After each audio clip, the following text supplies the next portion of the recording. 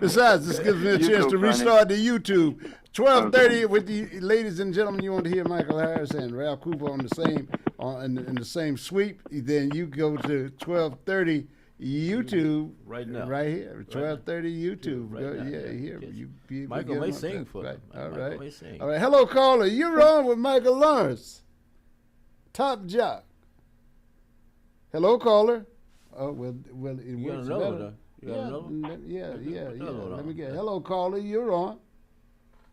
Hello? Yes, sir. Thanks for taking my call, Your Excellency. Black excellence at its best. I appreciate the call. I got one question for you. Is the White House supposed to be the people's house? Michael? Yeah, they call it the White House, so it must not have been intended for us. Is the White House considered the people's house? That's what I want to know. Can you tell me that? It's supposed to be now, yes, of course. But maybe they need to change the name of it. You say it's supposed to be? Yeah. If it's supposed to be the people's house, then why don't they change it to the people's house instead of the White House? Well, that may be coming. You let the man stay in there long enough, it'll have Trump all over it. When you pull up, you'll see Trump on the outside of the house. And in the not just him. and well, That's not just him. That's all the men that come before him. Yeah, but I'm talking about it. We talking about it right now. See that we talking about and then the thing, you got to watch that reflection pool. What he really wants to do with the reflection pool is put his name and his image in the pool. That's what he really wants to do. His name and image. If you want to look at that reflection pool and see a real crook, I guess just look at the reflection of himself. Well, I said he wanted to he wanted to put himself, a picture of himself down in that pool. That's his swamp. He's talking about drain the swamp. He's the main feature in the swamp. Put him down. But there's nothing like this. This man is good for America.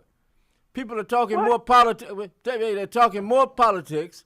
Paris and I and Michael, we all lived it. Yeah, what's that? Yeah, while we talking about it, he's still stealing. Well, they've been stealing. The stealing didn't just start with Trump. It just went to another level. Oh, yeah, you're right. It's going to another level. Richard Nixon thought he was stealing. Richard Nixon would get the Nobel Peace Prize right now for what he did. Richard Nixon had the Justice Department in his back pocket in the Supreme Court. Paris worked for him. Paris, remember we worked for Richard Nixon? Model Cities program. See, most people don't. Program. Yeah, I made money with Republicans and Democrats. Right. But remember when they started the Black Caucus, they got on Nixon because he didn't want to meet with black people. Remember, he didn't want to meet with Shirley Chisholm. That heat was what got it on him. Yeah. I love it. I love it. When it started flowing down here, man, we had limos on a Friday. We was going to Galveston. Now that was me standing on the side waving goodbye to Mike. I thought I saw you in the limo. Hey, I got one other question. This coffee guy. I mean, does he go on Michael Berry's show and try to make the same argument on Michael Berry's show?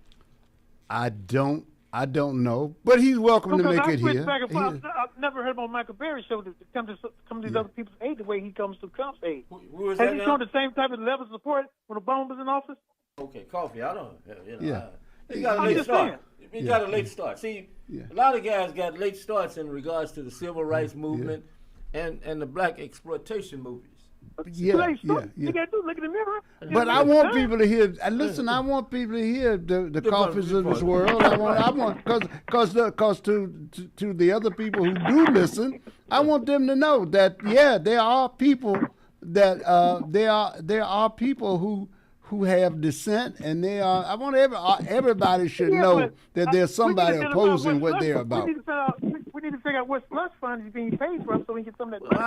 How can you say you never been in a wait a minute, hold on. You never been in a slush fund? I say have you been in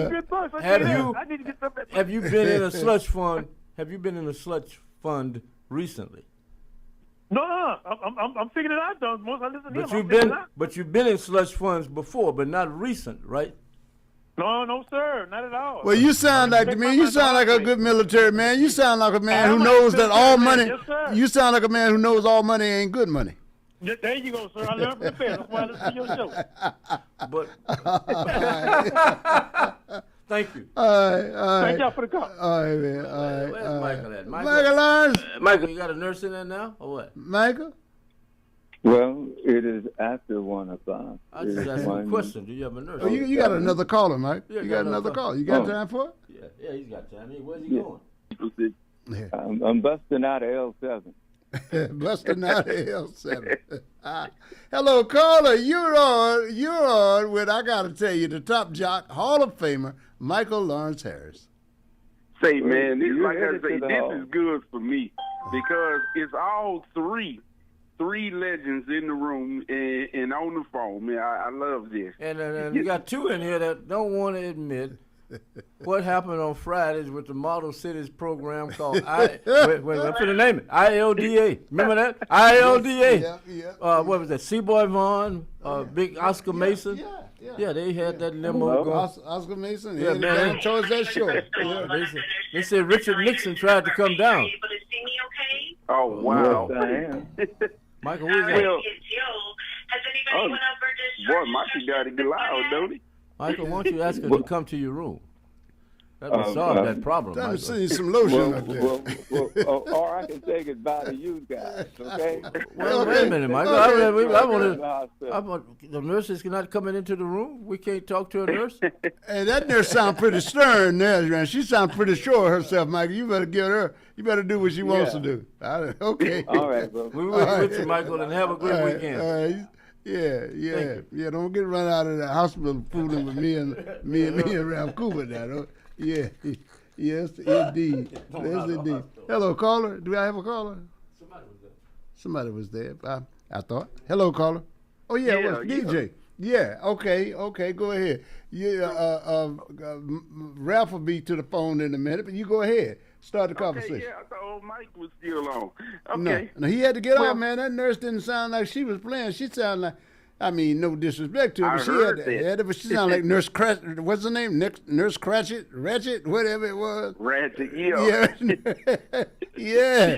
I heard that. Yeah, she wasn't playing there, man. Yeah. Well, you know, I just wanted to just call and tell my brother, I heard what he was saying, but brother, you know, we as black people, so we understand our language. Mm-hmm. And the thing about the fish, name me one time that you have ever, and you black like us, dear brothers, you black like us. Name me one time you ever seen a white woman in your kitchen cooking fish. Name one time. I understand what you were getting at, and then like brother said, he said we did it in 2016, and guess who was cooking the fish? But I can tell you one thing about black people: we've never been in a situation where we've seen white people cooking fish, not in our area, in our community. However, what that analogy was about is that you gotta want something. Now, we have grown up now. The younger people they don't see things like we saw it. To just go vote for white people, a white person just because they're white and they're Democrat. No, you got to move with the trend and the language of the people now. And the language and the trend of the people right now is that they want something solid for their vote.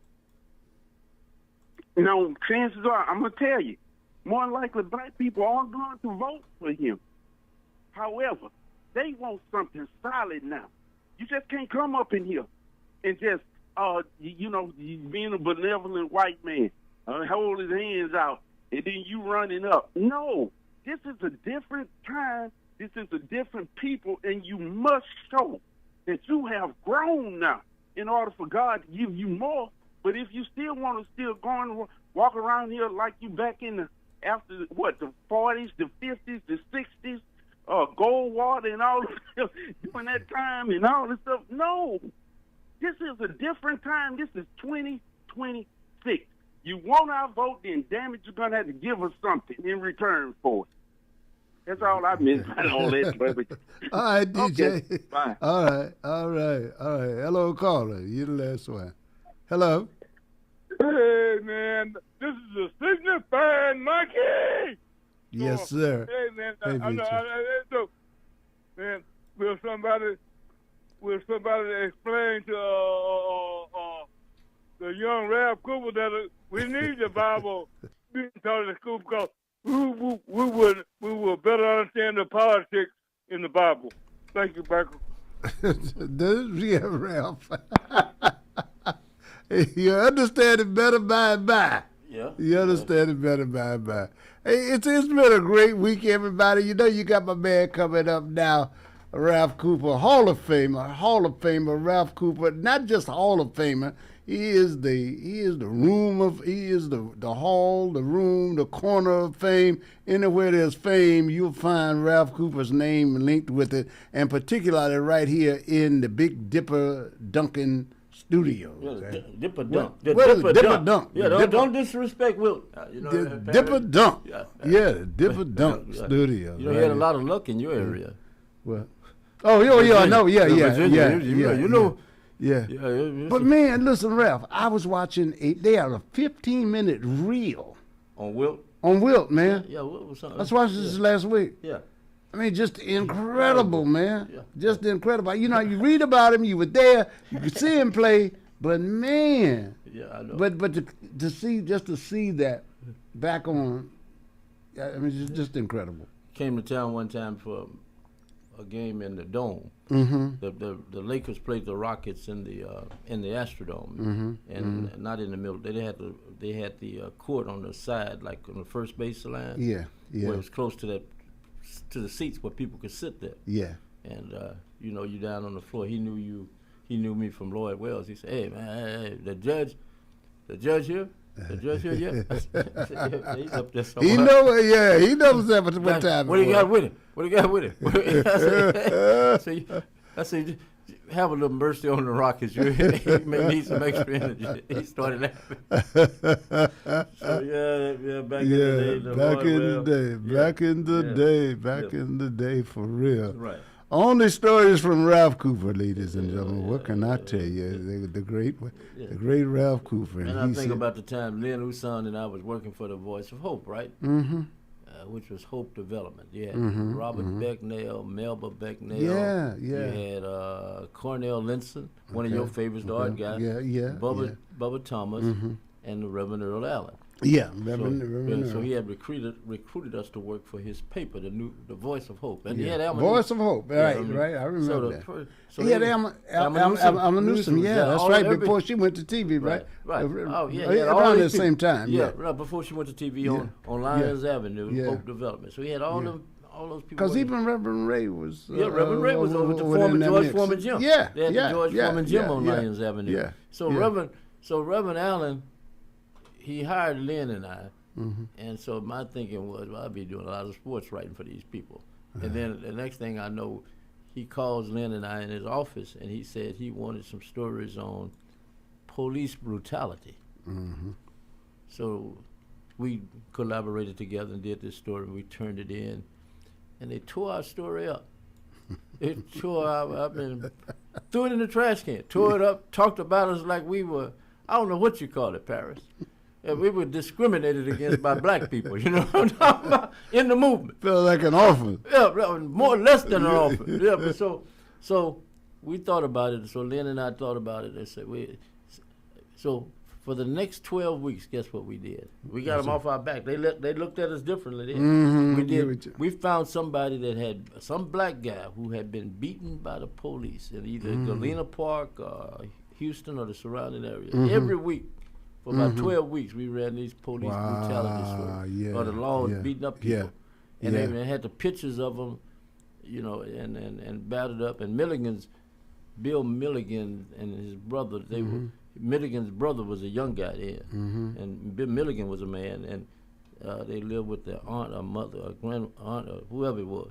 But he had a dark room in the house. That's where we printed the pictures in the dark room of Milligan's aunt or relative's house back in the day. And so it was really a learning lesson, and as a result of that, we became, not that we were not already, but we became much more aware or conscious of what was happening with police brutality. Right. Hell of a thing, you got to be strategic, man. You got to be strategic, right? Yeah.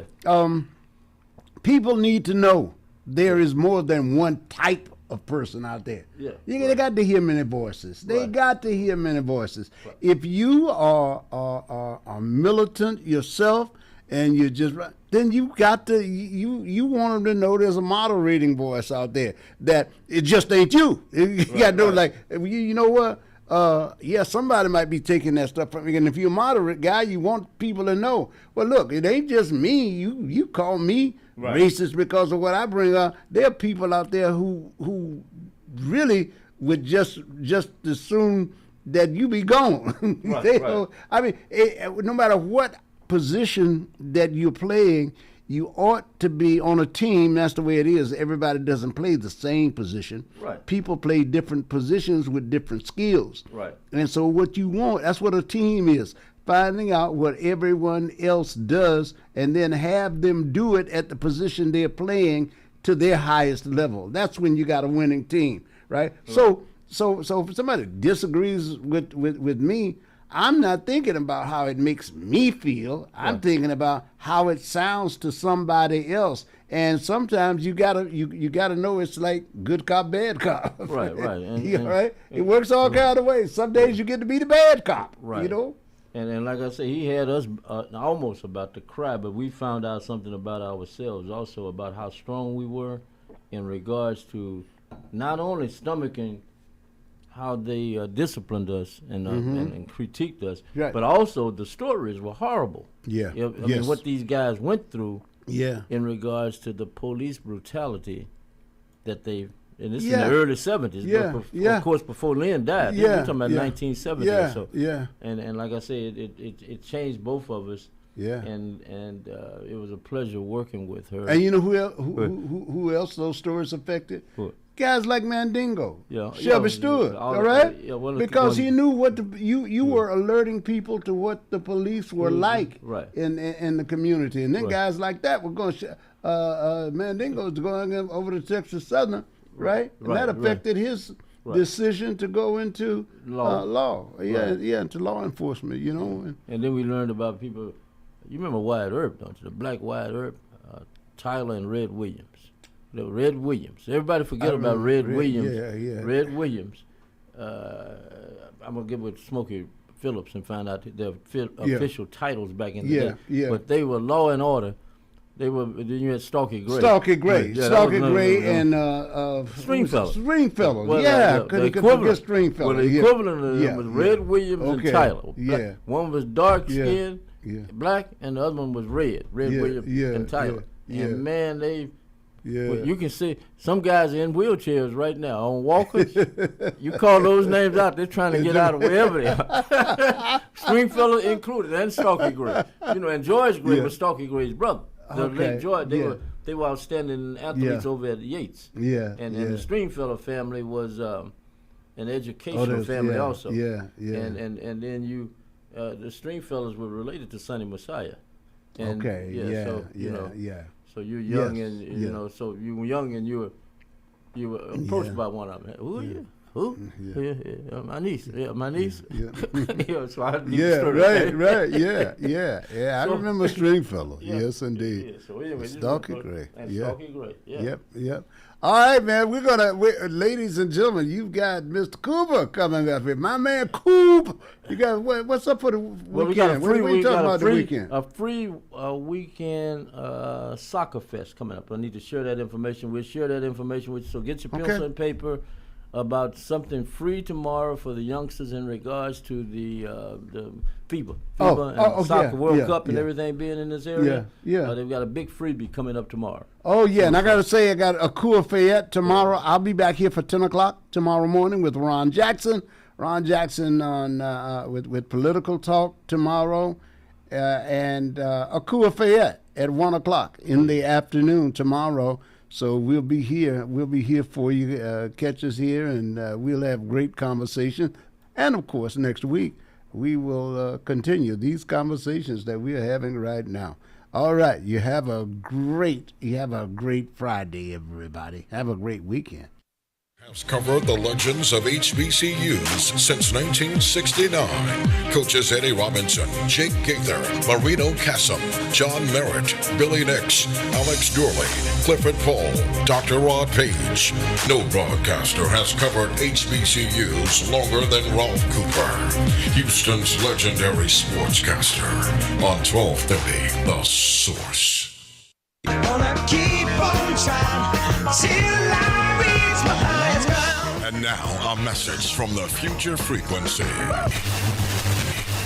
Young voters, Gen Z, and millennials, if you're ready to make your voice count, here's how you make it happen. First, register to vote. It only takes a few minutes. Just look up your local election office and follow the steps for your area. Next, verify your information. Confirm your name, your address, and your polling location so nothing slows you down. And don't wait for election day. Vote early. Pick your day, pick your time, and skip the lines. Make your plan to vote early and vote to be heard. The future is live right now, and you're the frequency. We gon' be alright. This message is powered by Diversity of Thought and proudly sponsored by 1230 KCOH, The Source.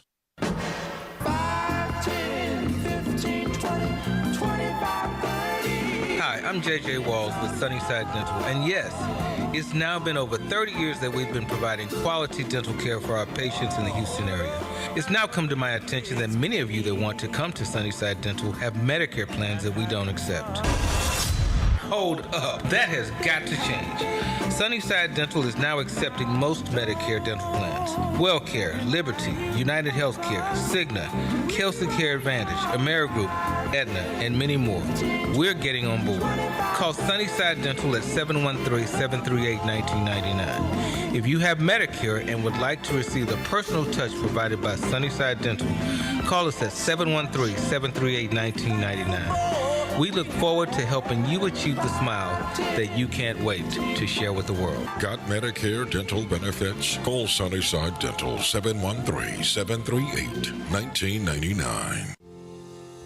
This is Gilbert Andrew Garcia of A Tip from Gilbert, talk, inspiration, and prayer. Listen to my show every Monday from 11 to 12 on KWWJ 1360 AM, KYOK 1140 AM, KCOH at 1230kcoh.com, Sankeet Radio at 95.1 FM, 1460 AM, and Latino Sports, KEYH 850 AM. Call in at 832-570-8075 and follow me on social media. See you then. A Tip from Gilbert, Mondays 11 a.m. on 1230 KCOH, The Source.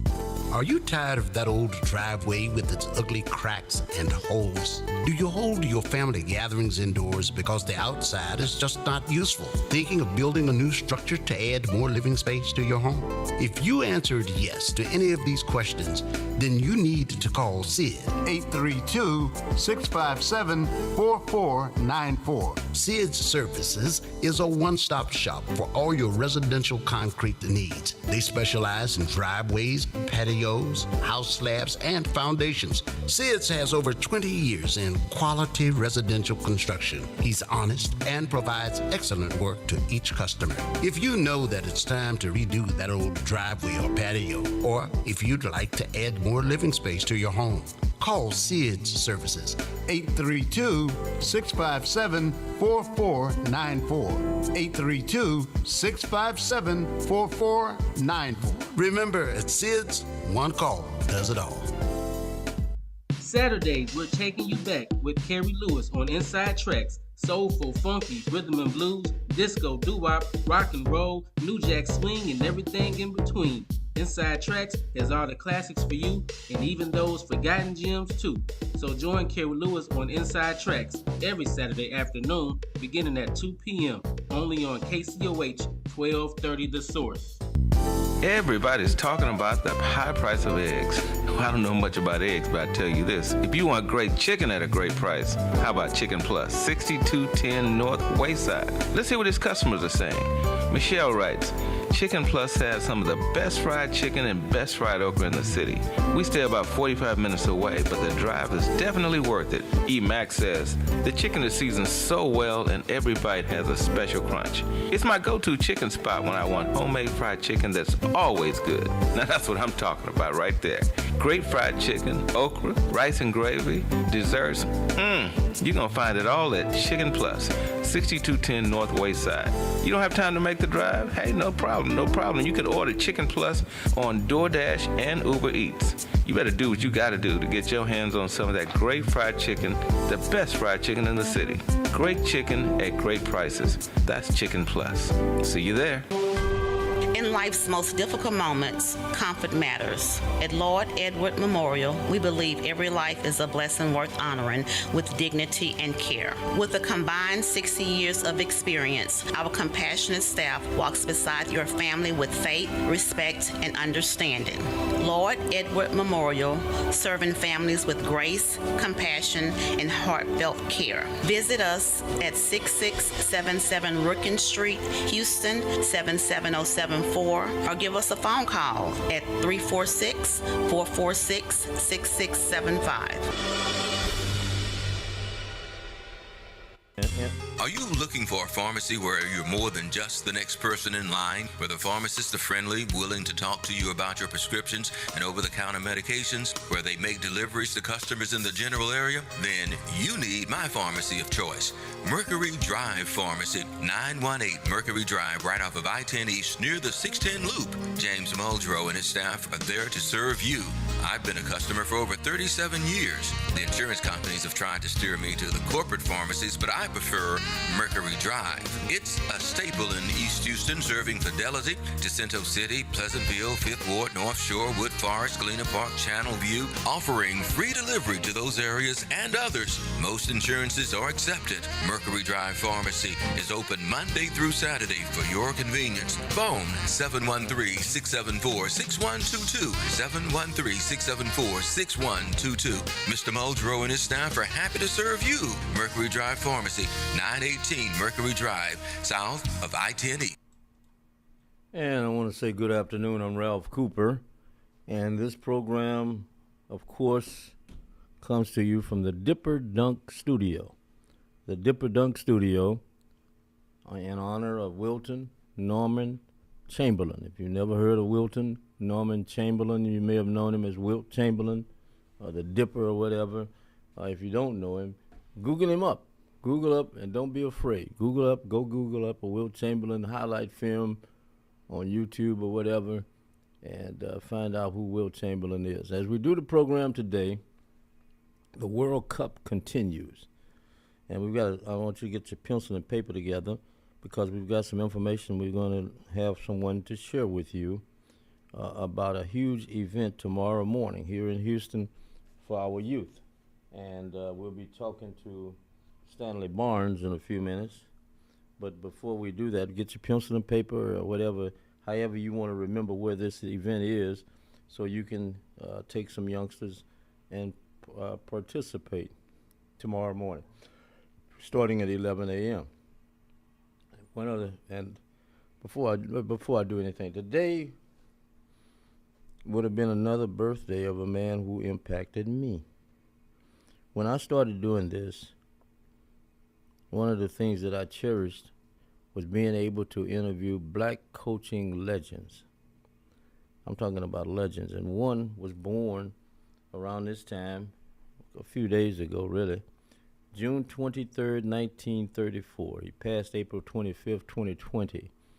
If you never met Marino Casem, the Godfather, who was the head coach at Alcorn State University and several other schools, he won 159 games in college football as a coach, 4 national black college football championships. Coach Steve McNair, 7-time SWAC champion and Hall of Famer. He's in the Mississippi State, in the state of Mississippi Hall of Fame also. So we take a moment to remember Coach Marino Casem. The World Cup continues. The World Cup continues, and one of the World Cup is coming back to the United States. And you may say, why would you make that comment? Well, one reason I say that is because of what they're doing in regards to attendance.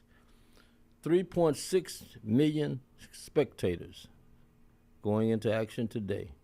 3.6 million people, which is an all-time record, have watched World Cup soccer this time around.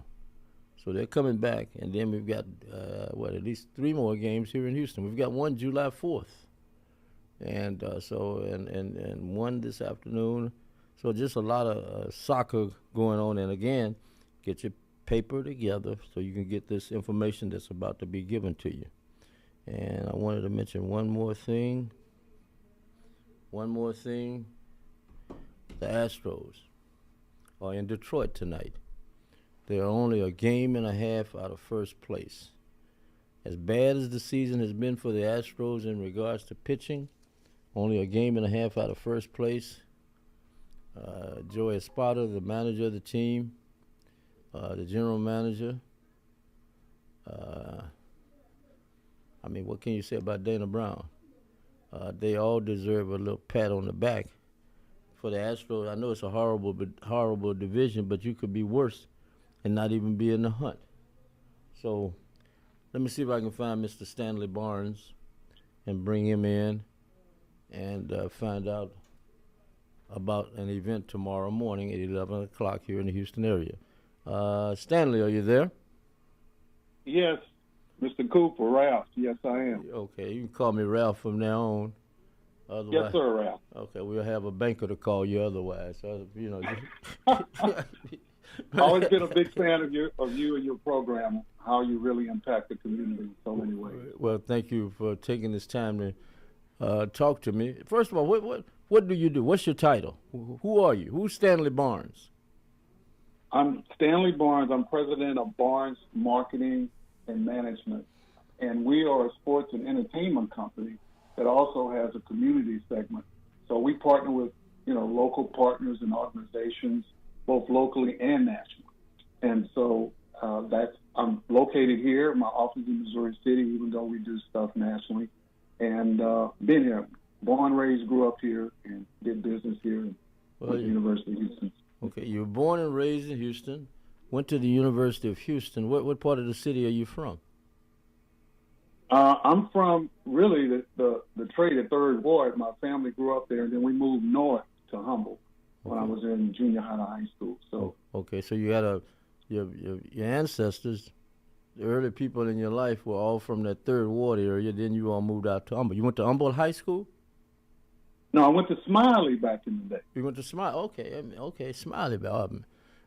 Carl Roaches and all that group out of Smiley back in the day. Oh, yeah, Roland and Carl, all of those people. Absolutely. Okay. And now your company is involved in a huge event that will be taking place here tomorrow, and it's tied in with what's happening with the World Cup. And share with us that information and how it could benefit those who are out there listening, who are looking to try to do something with some youth. Yes, absolutely. This is riding that FIFA wave. Barnes Marketing Management, the culture of sports, along with Windsor Village United Methodist Church and the West Storm Family Y, where it's going to be, the event's going to be held, is we're doing a one-day event to allow local families to participate in the energy of the World Cup. It's all free. It's going to be from 11 o'clock all the way to 6, and there's several different segments. So from 11 to 3, we'll have interactive soccer and skill sets and games for the kids from 8 to 18, that they'll get some on-hand experience with local coaches, with some retired soccer players. We're going to have probably a couple of cameos from some of the collegiate players coming through and helping, and also some others like I-9 Sports, some of the national groups that do that, till maybe 2 o'clock. And then 3 o'clock, we'll have fun, food, DJs on site, totally free to the community. And then we'll have a youth interactive kind of activation for the smaller kids on the inside called Hip Hop Medley. And then from 4 to 6, we will have a free FIFA watch party, Portugal versus England. So the opportunity is that the family can come out and enjoy all of these festivities in their community, absolutely free, and just have a great time. It brings community access, youth development, family and cultures all together, and some community impact. We'll have some vendors there that can also be able to sell their wares and gain some exposure to the people attending. Okay, and this is at the West Orem YMCA. West Orem Y, the West Orem Y is 5801 West Orem Drive, Houston, Texas, 77085. How, I guess the kids come, the youth come as if they were going to participate. I mean, what, in athletic shoes, etc.? Warm-ups? Yes. Yeah. We had a sign-up, which unfortunately, it's a good thing. We make capacity about 130, 140 kids. Okay. And you sign up as communityfest.eventbrite.com, but we had to shut that down based on we hit our capacity. But the first portion is the kids can come and be ready for the soccer skill camps that will be outside, and a lot of the interactive. So it's not just for the soccer kids. The other youth can participate with a lot of different community activations. They'll have this big, gigantic soccer frisbee that you kind of kick and kind of stick. You remember the old school kind of Nerf kind of balls? Yes. Or maybe 10 or 15 big, 15 feet. Yes. So they'll be able to kick in that. Then they have a slider. They have a lot of different activations that they can participate. Whether they're in the camp or not, the whole outside field will have nothing but activations for everybody. There'll be something there for everyone. We'll have volunteers. We'll have food, pizza for the kids, for the soccer players, and then we'll have little pop-ups for food. We'll have the DJ giving out laying down the Community World Cup Houston Groove, and just fun field for everyone attending. And this soccer event is open to young ladies also. I'm going to get that across also. The young ladies, some of the best soccer games I've seen in high school have been with the girls' teams. Absolutely. It's open to everyone, and even the World Cup viewing it later. So, yeah, it's something for, Ralph, it's something for everybody. I mean, whether you're 9 or 8 or 7, or if you're 95, there's going to be something for everyone. And when you say the viewing, where would they be watching it? Inside the Y, or how will that work? Yes, we'll have that inside the community center. The capacity is about 150. So on the Eventbrite, we said, seating could be limited. Just depends on the people. But again, you can just come from the outside. Kids can come in. The families can sit there, mom and dad, and watch the viewing if the kids still want to interact outside.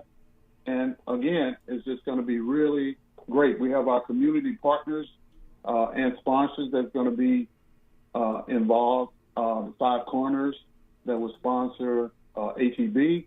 All these people graciously donate, as well as T-Shirt Depot.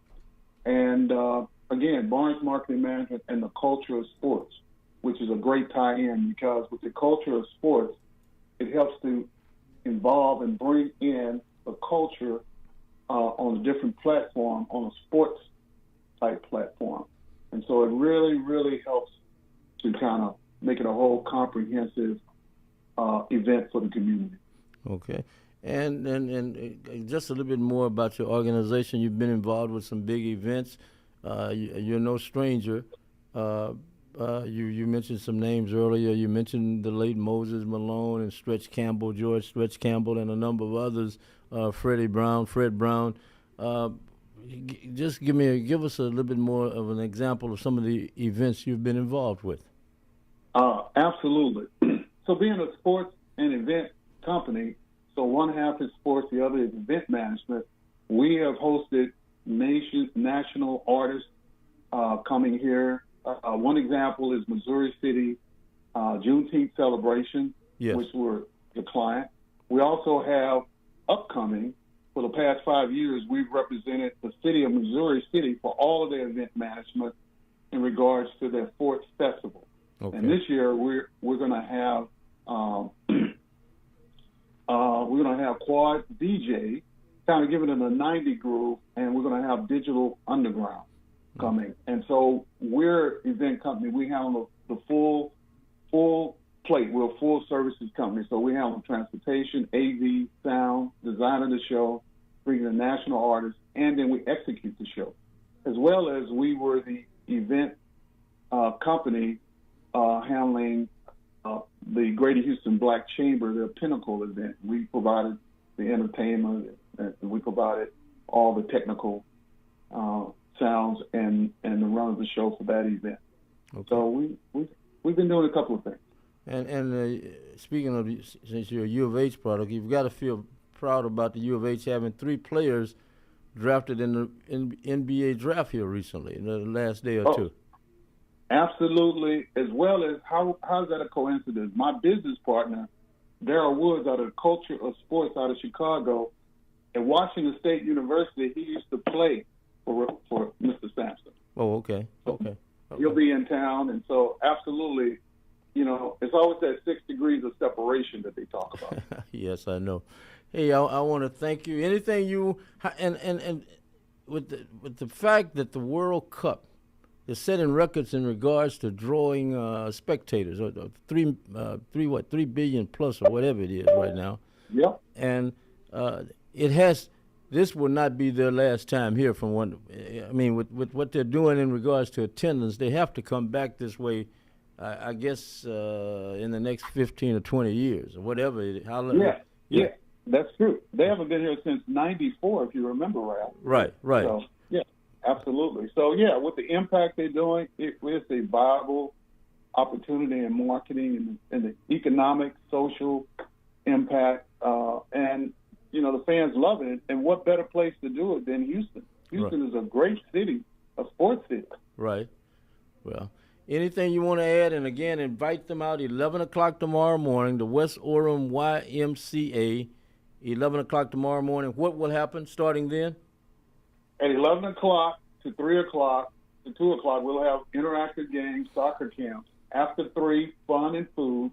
And then 4 o'clock to 6, you can come on inside and watch the game, the actual FIFA game, Portugal versus England, in the cool, and just have a great time. Food, fun, festivities, and just coming in to have a great time and a great community experience and a great union of the community.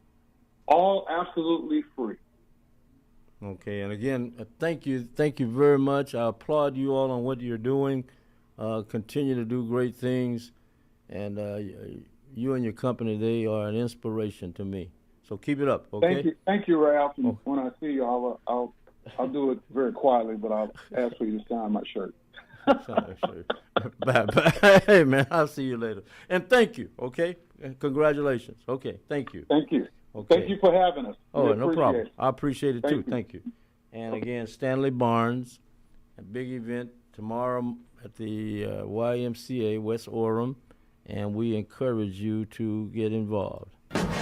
5, 10, 15, 20, 25, 30. Hi, I'm J.J. Walls with Sunnyside Dental, and yes, it's now been over 30 years that we've been providing quality dental care for our patients in the Houston area. It's now come to my attention that many of you that want to come to Sunnyside Dental have Medicare plans that we don't accept. Hold up. That has got to change. Sunnyside Dental is now accepting most Medicare dental plans. WellCare, Liberty, United Healthcare, Cigna, Kelsey Care Advantage, Amerigroup, Aetna, and many more. We're getting on board.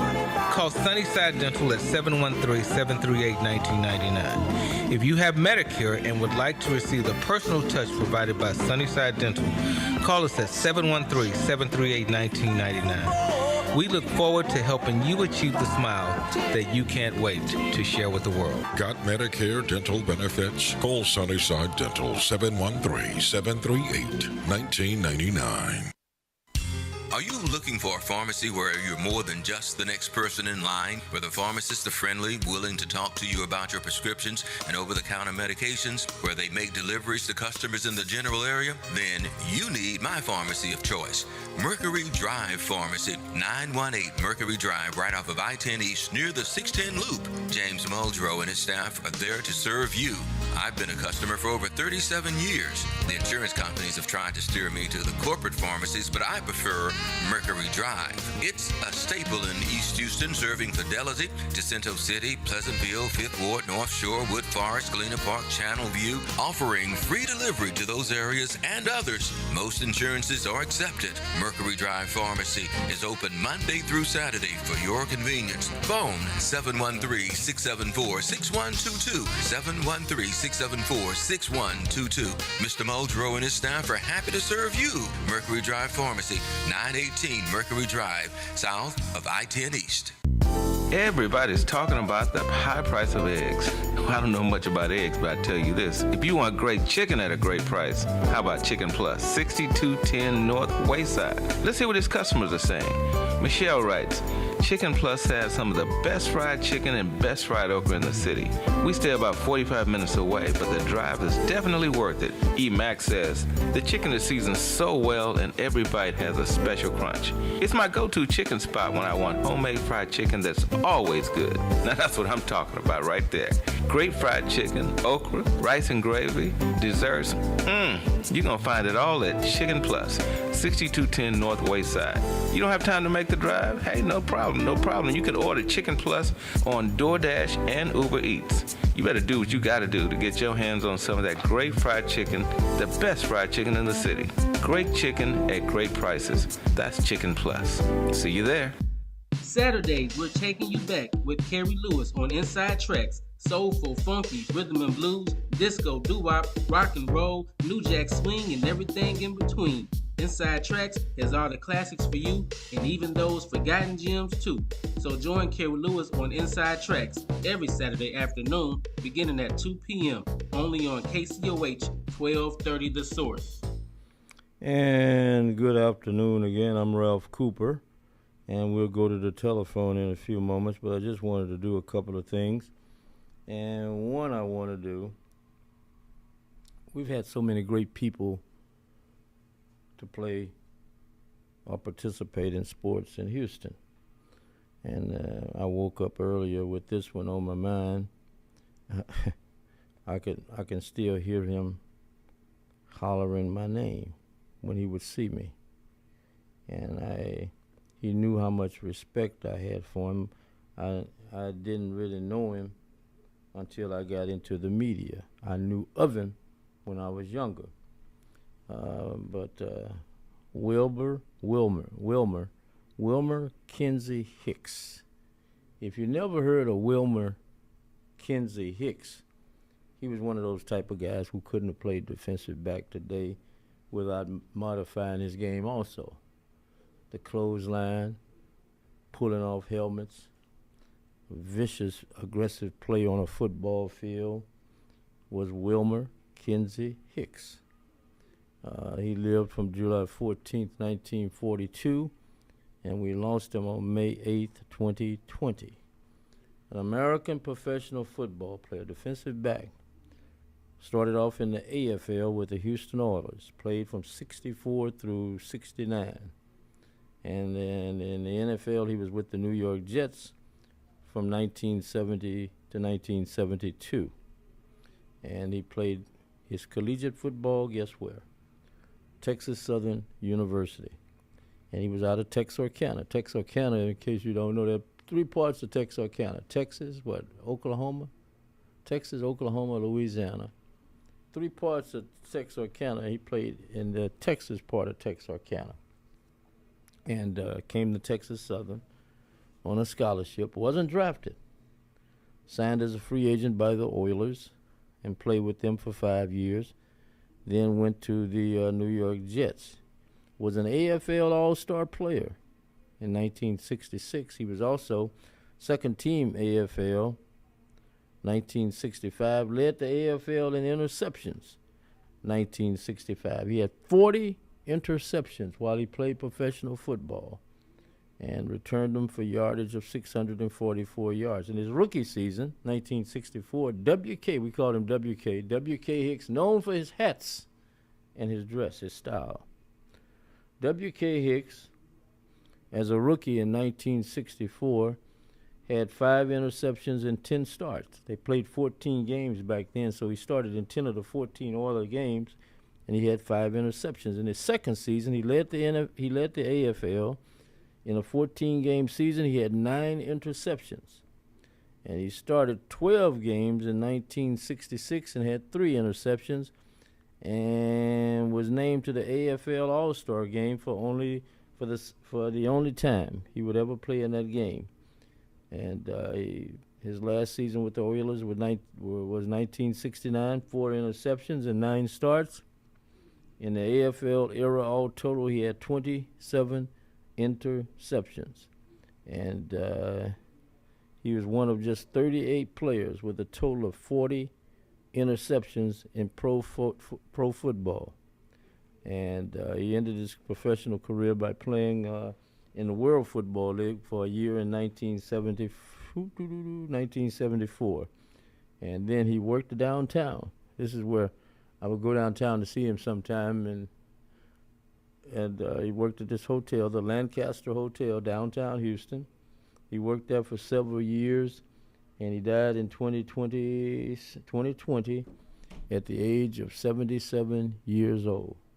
And so today I take time to remember a great, and a great who should always be remembered. If you're going to talk football and you don't mention W.K. Hicks in regards to defensive backs, safeties, defensive players, old school or whatever, however you want to list it, W.K. Hicks should be on your list. Wilmer Kinsey Hicks, one of the greats who played in the defensive backfield at Texas Southern University.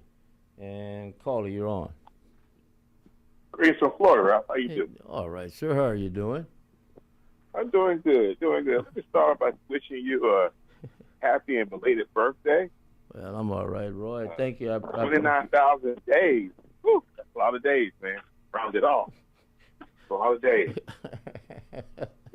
Yeah, take a mathematician like a Paul Wright to go in and with his intellectual individuals he knows at Texas Southern and Rice, U of H, etc., and come up with precisely how many days you've been on the planet. You know what I'm talking about? Well, you had a collaboration on that, huh? Yeah, he went and got the professors involved and all that type of stuff, and then they get to digging on how many days we talking about. So that's what happened. Yeah. Hey, what did you do on your birthday, if you don't mind me asking? Oh, I watched. Since my birthday fell on June 22nd, I decided to. My birthday fell on June 22nd. A decade before I was born, that day was very important in the life of Joe Louis. On June 22nd, 1937, if I'm correct, he won the championship from James Braddock. And then a year later, on June 22nd, 1938, he was born. He defeated Max Mellon in a rematch, if I'm correct. So the date, the June 22nd, being one who believes he lived before, I think what happened was God said, well, we're going to send you down there on June 22nd, a decade later, and where you can maybe do some great things if you don't get caught on the other side. So that's what happened. So June 22nd, yeah, June 22nd, 2 years in a row, Joe Louis did some great things. So what I did, I watched the movie The Cinderella Man with Russell Crowe playing James Braddock, and it dealt with his winning the championship and what he went through. And I also watched the movie Ali, where Muhammad Ali played himself. Yeah, I watched that one, The Greatest, the one called The Greatest. And, The Greatest, okay. And I saw a lot of familiar faces in that movie because a lot of it was filmed here. And then the last thing I watched was I watched Chuck Connors in The Big Country, the movie The Big Country with Charleston Heston and Charleston Heston and Gregory Peck, among others. Yeah. Okay. That's it. So by that time the day was gone. You know that, right? Oh yeah, ain't nothing like relaxing, chilling, Ralph. Ain't nothing like it. Right. Hey, right. I was listening to the station. It's Tuesday, and I think someone put the question to you: where'd you like to retire after you leave broadcasting? And I said, Ralph said Florida. But Ralph, look, I said I Key know West. You 5 years. Yes, you did, Ralph. I know you for 5 years. You're a great friend. I have the utmost respect for you. But, man, I don't know if we want you in Florida, man, where you be giving our beaches that black eyes. I don't know, Ralph, man. Well, I All figure. the debauchery you face down here. I don't know, man. I figured that I would be to Florida what the Food Channel guy is. A guy for Ferreira. And well, if I come down there, with all the great food you have. You know what I'm talking about? With all those great places to eat down there. That's true. That's true. But, Ralph, on the Keys, stuff is inflated because they have to drive it in from Dade County, Miami. I guess they said they're imported, but you're looking at 2 or 3 hours driving stuff down there. But Ralph, I'm telling you, the scenery. Can you imagine yourself sitting on a balcony or patio with a big group of sandwich, Coors Light or Bud Light, and just drinking it every day, just looking at emerald green water? Can you imagine that? I can imagine, especially when I remember going into the Fontainebleau Hotel for the first time. Oh, here we go, people. And the guy said, go out by the beach. You haven't seen nothing. You got to go out by the beach. Here we go. They didn't use that term. I forgot what he called. They didn't use the term like what we do now. He used the term young blood. That's what they used. He didn't use OG and all this. Young blood. If I were you, I'd go out there by the beach. Just go out and sit by the beach. Go grab you a chair or something. Sit out there by the beach. So, but another place in Florida that I would, and you can help me with this one. I saw this one the other day. Clearwater, Florida. I've never been there. I'm trying to remember if I've ever. Well, I know I'd never been to this place. They showed some of the restaurants in Clearwater, Florida, which is on the water, right? It's on the water. Yeah, that's where I live. I mean, it's like Clearwater and St. Pete. Clearwater's like 30 minutes from me, Ralph, if I drive to the beach. Yeah, about 30 minutes. Yeah, well, they showed some places down in Clearwater that were that were unreal also. I mean, and the history of the chefs and the people preparing the food who just worked for those chefs. I mean, it was, and how they thrived on getting fresh stuff in there every day. That's true. That's true. It is nice. Yeah. You know, and Clearwater Beach is a nice beach route. Yeah. But when you go further down south toward Naples or Miami, more current cleans the water out because the Gulf of America, I guess you could say. The Gulf of America. The water is green. The water is green in Clearwater. But when you go down to Miami and Key West, oh, Lord, it's a different ball game. The water's just, it's like going to Bahamas, Ralph, but you can drive there, man. Yeah. But Ralph, next year, you should make it a point to come, but you need to bring Paul Wright with you because he'll keep you on the even tail. He couldn't. His health, his heart, his. You don't think he could do it? No. Back in the day, he could have, but not now. No. You and I would be charged with manslaughter. Try to bring Paul right. And see the thing about the traveling thing. This is why I admire what you do as you and your wife travel now, because I remember the first time I went to Puerto Rico, so we had to go out over the Gulf, and we had to go over the triangle, the Bermuda Triangle, right, where the planes and the ships and everything had disappeared, right. So we're flying over it, but what impressed me, you thought about you're flying over this place where all these mysteries have happened in regards to missing boats and airplanes, etc. But what got me from the air was how clear the water was. It was a sunny day, and you could look down. Yeah. You could look down and you could see how clear the water was. It was green, blue or green or whatever. I mean, it was just amazing. Yeah. But Ralph, like I said, if you get an opportunity, come next year, man. Yeah, come on down to Florida. I'll check with Paul Wright, but I have to get permission from his doctor to see if he's in that kind of. And speaking on traveling, next time Big Red call in, this man's always calling in, Ralph. He needs to make sure he's doing his job when he's on the job. Someone going to Atlanta should end up in Australia. They should get on the right plane. Yeah, I know. Make sure they get on the right plane, man. Do your job. Well, now he brings great content to the show and to the program. I give it that. Right. But make sure you're paying attention to the customer in front of you. Well, I want you to do this while I have you here, because I did. Yes, sir. You sent me a photo. You sent me a photo. Oh, the python. Yeah. Okay. Tell them about this contest that's taking place, and I've called already. I want to get Sandman, and Big Red and Mr. Baseball in the competition. They call it the what do y'all call it? The Python Challenge. The Florida Python Challenge. Tell the listeners a little bit about that. What is that? Well, back in, I would say, Ralph, maybe the 70s and 80s and maybe early 90s, people used to get Burmese pythons to keep them as pets. Well, you know, people get bored of pets and they let them loose. So they start letting them loose in the Everglades. Well, now these things have taken over the Everglades. They're eating everything. And these things can grow to 20, 25 feet long. Yes. So they have a hunting season every year. You can go out and kill as many as you can because it's how they say, invasive species. Yes. So, yeah, but they made their way all the way up. Well, this one looked to be about 30 feet long. I'm looking at. Yes, it was, 3 or 4 guys holding it, but every year they have a contest. And, Ralph, I don't know if they're making a dent in them because these snakes can lay eggs, and you have to actually go out and find the adults. But the small ones, I mean, they're eating foxes,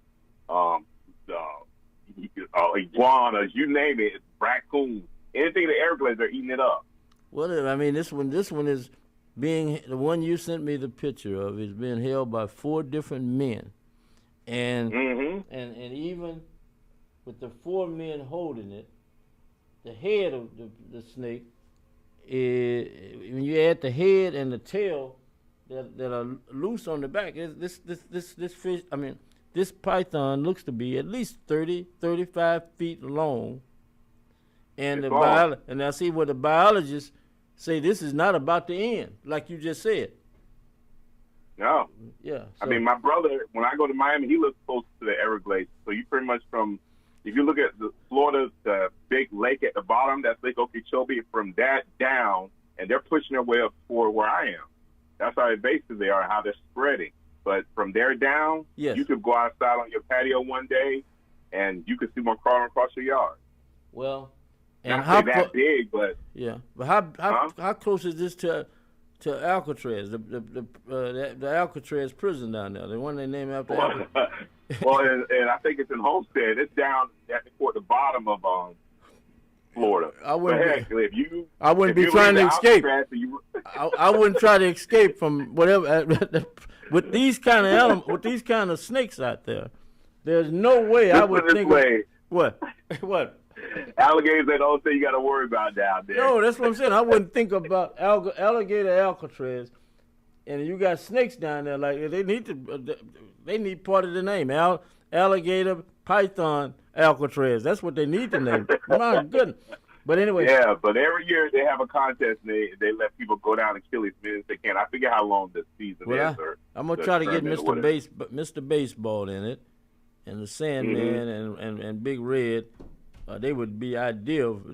The fearlessness that they've shown over the years, they would be ideal. Because I see all white guys with the snake. I don't see any black guys. These black guys would. You know why, Rob? Yeah, why? Hey, man. But like I say, and see, people I posted it on my Facebook page. People can go and see how long this snake is. I mean, how long this animal is. And then you have to wonder, what did they do with the animal? I mean, with the snake, after they caught it. What did they do? They posed with this. I think they kill them. Yeah. Okay. Yeah, they kill them. Even skin them. They skin it for boots, but they have to, Ralph. I forget how many eggs a python can lay. Yes. But like I said, this started in the late 70s, early the 80s and 90s. People would get them as pets, then let them go. And then once no restrictions, they eat what they want. They grow, they multiply. Yeah. So it's a problem. Yeah, it's just scary looking at the picture. So I can you imagine? But anyway, well, thank you very much. I see where the Miami Heat, you all are getting better. You're getting better as a basketball team, maybe. Ralph, everybody coming. Everybody coming to South Florida. And when you do come next year, bring some of your Houston Texans down here. They like to purchase a home down here. I think some of them are already down there. They just keep it on the down low. You know what I'm talking about? Yeah, pretty much. Yeah, they keep it on the down. And you see how Miami has changed over. Miami Vice, in my opinion, the first time I went to Miami in the 70s, it was nothing like what happened with Miami Vice. When Miami Vice came out, the TV show. Remember the TV show, Miami Vice? Yeah. Oh, yes. One of my favorite shows. Yes, sir. That, in my opinion, changed a lot of things down in Miami. I mean, you had all kind of people living down there, even when I went there earlier. But that sparked that growth in Miami also, in my opinion, So, anyway, yeah. Well, hang in there, and thank you very much. Appreciate it. Can't thank you enough. Yes, sir. You have a good weekend, my friend. Okay, and thanks for the call. And it's yes, nice and sunny here today, 80+ degrees, and the light bills are going up, Chief. No rain in the foot. All the rain has stopped for a moment. Oh, okay. Oh, yeah. It's warm and breezy down here, but it's hot. Oh, okay. Well, thank you. Appreciate it. Okay. Yes, sir. You have a good day, my friend. Okay, thank you. 713-668-1230 is the number. The lines are open. You want to call in? 713-668-1230 is the number to dial in on. We should have a fishing report also today from Mr. Robert Johnson. Want to say hello to Captain Coffee. Captain Steve Coffee. Want to say hello to him. And I had another thing here I wanted to share right quick before we take a break. And that one thing, I think I found it. Let me see if I want to share this one, if I can find it right quick, as we share a little history. This gentleman, I never met in person, if I'm correct. I met on the telephone one day and was on the phone with him for an hour or so. He lived from September 20th, 1927. 99 years ago, he was born in Harrisburg, Pennsylvania. And he lived until September 22nd, 2016, and died in Nashville, Tennessee. And Edward Stanley Temple. So one day, long before ESPN and all this other stuff, the social media we have today, I called Tennessee State and asked if I could speak to Coach Edward Stanley Temple. He put me on hold for a moment and came back and said, Coach Temple will be with you in a moment. So Coach Temple came on the phone. Coach Temple was the women's track and field coach at Tennessee State University. He was legendary. He was a pioneer. He was the women's track and field coach, again at Tennessee State. He was there for 44 years, not 4 years, not 14 years, but 44 as their head coach. He was also a head coach of the U.S. Olympic women's track and field team in 1960 and 64, and assistant coach in 1980. He was a member of the International Women's Track and Field Committee and a member of the U.S. Olympic Council, Coach Ed Temple. During his career at Tennessee State, 40 members of his great famed Tiger Bell teams represented their countries in Olympic competition. They didn't just come from the USA, they came from other countries, but 40 members represented their countries, including the legendary Wilma Rudolph. He led Tennessee State to 34 national championships in track and field. 8 Tiger Bells have been inducted into the National Track and Field Hall of Fame. Sandra Cheeseborough, Edith McGuire, Wilma Rudolph, Wyoming Tyus, all inducted. He is a member of 9 different Hall of Fames. Ed Temple, the United States Olympic Hall of Fame, the National Track and Field Hall of Fame, the Tennessee Sports Hall of Fame, the Pennsylvania Sports Hall of Fame, and then they built a statue of him on August 28th, 2015, in his memory, in Nashville, at First Horizon Park, a minor league baseball team in Nashville. That's where his statue is. And in 2014, he was honored by becoming the first USA track and field legend coach. And again, Ed Temple. Ed Temple.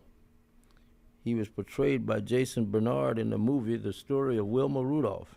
If you've never seen this movie, not the greatest movie, not the greatest filmed movie, but it has a hell of a story. It's the story of Wilma Rudolph. And Coach Ed Temple is portrayed by Jason Bernard in the movie. And this was a Bud Greenspan made-for-television documentary movie. And Shirley Joe Finley played Rudolph, and also Cicely Tyson was in the movie. And guess who played Wilma Rudolph's man in the movie? Denzel Washington, in one of his first roles, was in the movie also. So we remember Coach Ed Temple, Tennessee State University, Edward Stanley Temple, and a man that kept me on the phone one afternoon for about an hour. And an interview that I learned quite a bit, how they travel by car. He would pile his girls, when they first started, he'd pile them in a car, and they drive to different track meets. 4, 5, 6 of them in a car, driving to a track meet, representing Tennessee State University. And let's try the telephone. Caller, you're on. Ralph. Yes. What's going on, man? It's Gage. Hey. Yes. If you notice in that soccer, do you know that a lot of those players flop? Well, do you notice that? When they look like they bumping each other, they go down, oh! Well, that's probably a technique. I mean, Yeah, think about it, you playing without any gear on. Yeah. You don't have the only thing any, you got is shin pads on. Yeah. and a jock strap. That's it. Now here's a play that they use. This is a good. See, a lot of people don't think they got plays in that. Right. Okay, you got a man. Okay, they coming down to their goal, so they got a man, a guy on the wing, on the left and the right. So if he get a break, he's coming down with that ball real fast. So what he gonna do? He gonna kind of come in. If he get past some of them defenders, he gonna kick that ball in. But he have a man that's coming sliding like he's sliding in the base, and that's his point to kick it. He gonna get that ball in there. That guy from the Netherlands, that black guy, he was good at doing that. I seen him doing that. Right. In the Netherlands, he kick it. Boom. They got all kinds. Well, the amazing thing is how they can do that with their feet. You know what I mean? Yeah. Yeah. Right. Okay. Right. Yeah, it's gonna get big. I didn't really pay that much attention to soccer and hockey, but now I got a pretty good understanding of how it go now. Yeah. So yeah. Hockey. Well, both of them, in my opinion, are better when you see them in person. Yeah. Than watch. TV is all right, but in my opinion, especially with hockey, when you find out how fast they skating on them skates. That's right. Yeah, and then they still trying to hit that little pluck, and they running plays like you talking about. Right. Yeah.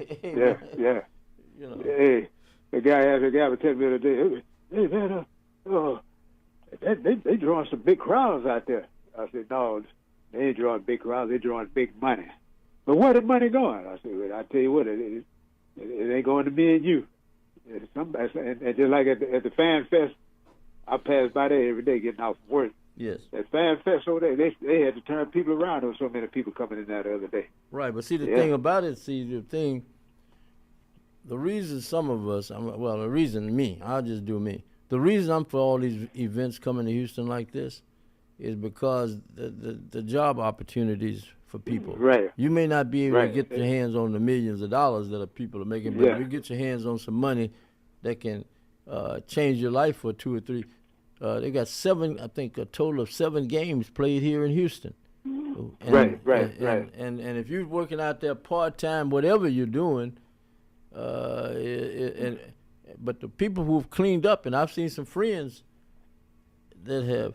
I passed by. I walked over there the other day and walked back, so I passed by this parking lot, right, where they park cars, and somebody hollered my name. Just say it was you. Somebody hollered my name. It was you, Cage. Cage hollered my name. Cage, hey, Ralph. And so I go over there, and I see him. I say, hey, man, you working for these people? He said, no, this is my lot. He had made arrangements to get the lot, and he's charging $70 for people to park. And he's got a couple of other people out there working with him to make sure they cover the whole basis of getting the people in, right? And he got him a hustle. Yeah, they got a real hustle. And he said, "You didn't pay to park here, did you?" I said, "No, I'm walking through." So but I'm saying, and he said this was bigger than the Texan games and the rodeo. That's right. That's right. Yeah. What I know this guy was telling me, say, man, them people, they said them European people, they love that ranch dressing. I'm thinking about getting me a truckload, take me some out there in a cooler, and just sell it. Hey, he said, man, they had one man out there. He took some of that ranch dressing and put it in a cup. He had a straw sucking it out of there. I said, but like he was sucking a mouth. I said, yeah, he probably was. Yeah, well. Yeah. Well, you know, the other day when y'all were talking, Ralph, so you four scores now? No, are you close? I'm close to it. Close to it. Yeah. I feel blessed. That's right. I'm an individual who never, ever expected to be 78. Yeah. You know, and you know, you think back to even when you were like in your 20s, even when you got a little bit older, 30s and 40s, you never thought about living. That's right. That's right. You know what I'm saying? I was over there. I was at the VA get my glass, get my eye. You take that annual exam for your eyes. Yes. And there was a gentleman, an older guy. He stood up. He said, "Gentlemen, I just want to let y'all know." He said, "When you turn 70, that's a gift. But when you turn 80," he said, "I just turned 80." He said, "When you turn 80, that's a blessing. Always remember that." He told us that. And then I remember when Don King turned 90, some guy was interviewing him. He said, Don, you 90? You know Don King? Yeah. He said, "But man, how you feel?" He said, "I feel good." He said, "The thing about it, y'all got to remember, age is just a number. But while you here, you got to let the good times roll." He said, "Because when they put you away, that's it. You're gone. When you're gone, you're gone." Right. He said, "But enjoy it." He said, "But make the good times roll while you're here." Right. Yeah, he's been having health issues lately. Hopefully he'll be all right. But like you say, he's 90-something years old now, and you know. Yeah. Ron is training Earl Spence now, right? Yeah, and one of the Charlos. Yeah, but one of the Charlos, I think he got scratched from that car. He's not going to be on that flight in Australia. Yeah, well, he got into something, I don't know. He got caught up in something. Yeah, I know. And yeah. So, hey, you remember that time? I think you was interviewing. The Charlo brothers. They were younger then, and one of them said, "I'm just like Sugar Ray Robinson. I'm just like Sugar Ray Robinson." And you told me, you said, "Oh, Sugar Ray Robinson," and you asked, you say, "Do you know?" You called out Sugar Ray Robinson's real name. His real name was Walker Smith. Was it Walker Smith. Walker Smith. He said Walker Smith. You asked. He said, "Do you know who is Walker Smith?" He said, "I don't know. I don't know no Walker Smith. I know Sugar Ray." See, he did. Yeah, I know. See, a lot of ways we don't do no research on a lot of stuff. No, that's why you have to bring the names up. That's why. That's right. You got to bring them up. Yeah, they're going. Okay, see, even in the case, and I know some people don't want to hear this, but it's good when you're talking to people who know boxing. There's no way you can compare. Well, unless you just want to deal with the money, you Right. can deal with the money thing with Floyd Mayweather. But there's no comparison between Floyd Mayweather and Sugar Ray Robinson. What I saw in film of Sugar Ray Robinson, he'd have killed Floyd Mayweather. That's right. That's right. And back then, them guys, you didn't like these fighters doing now, fight every 4 or 5 years. Right. Hey, like Mike Tyson told Tank Davis, he said, "Say, man, at one time, I cussed him out on them, had me on the schedule. I was fighting every month. Every month. Yeah. He came. That's right. He came down here and fought the Texas heavyweight champion, who was as nervous as hell. Eddie Richardson, big tall Eddie Richardson, who should have been playing basketball. He was about 6'7", 6'8". Right. William Stickney and I covered the fight at the Marriott Hotel on the north side of Houston, out for $290. And when he came in the ring, I said, "Stickney, look at his legs." He was shaking. And I'm talking about that man, 6'7", about to fight Mike Tyson. Mike Tyson 5'11", and he was already shaking before the fight. Yeah. And I said, this is the kind of fight you don't want to leave. If you go to the restroom right now, the fight may be over by the time you come back. That's right. And it was. Tyson caught him early, and the fight was over. Yeah, it's just like I was saying, a lot of people don't do no research. A guy told me a little while back. He's always talking about religion or something. He told me, "Hey man, you don't go to church. You probably a hypocrite anyway. A hypocrite." I said, "What is a hypocrite?" "Oh, that's somebody. They always talk religion." I said, "Man, I don't never talk religion." So I asked him again. I said, "Well, wait a minute. I said, don't go yet, don't go." I said, "You said hypocrite." I said, "How you spell it?" He got quiet. He couldn't spell it. Oh, I believe it. He couldn't spell it. Yeah. He couldn't spell it. I said, "How you gonna pronounce some word and you don't even know the meaning of it, and you can't spell it, cuz." Yeah. And you know people. He was saying something about he's never been a vet, but he's talking about, "Hey, all these veterans, all y'all looking for is disability. I asked him one day, I said, "How do you spell disability?" Couldn't spell it. Yeah. Well, I said, so I'm gonna throw a boxing one at you. One that you probably you will appreciate, and again, you may not have never heard of it. Oh. Okay. Jack Dempsey, when he was champion, had several black sparring partners. Right. But he refused to give any of them a chance to fight for the championship. And one, I don't know if you heard this story, one was a guy named Big Bill Tate. I don't know if he was related to the Tate brothers, but he lived long before the Tate brothers, okay? He lived from 1896 to 1953. He fought from 1912 to 1927. He was from Montgomery, Alabama. He was a college graduate. He graduated from what became Alabama State. But his career was based out of Chicago. When he moved to Chicago, he started boxing, and he became Jack Dempsey's sparring partner. And they've got you can Google him up, Big Bill Tate, and there's some film of him sparring with Jack Dempsey back in the day. He stood 6'6", weighed about 220, and he had 50 fights. He won 27, 22 by knockouts, got beat 19 times, and he was the colored world champion for several years, and he beat some other people to become the colored world champion. But he was after Jack Johnson, right? Jack Johnson, right. And Jack Johnson's lifestyle played a role in him not being able to get, he and some other blacks not being able to get a title shot. They use that as an excuse. That if these black guys got to be champion, they're gonna be dating our women and doing all that kind of stuff, right? So they Big Bill Tate, Jack Dempsey wouldn't, although he used him as a sparring partner many times, he wouldn't give him a chance at the championship.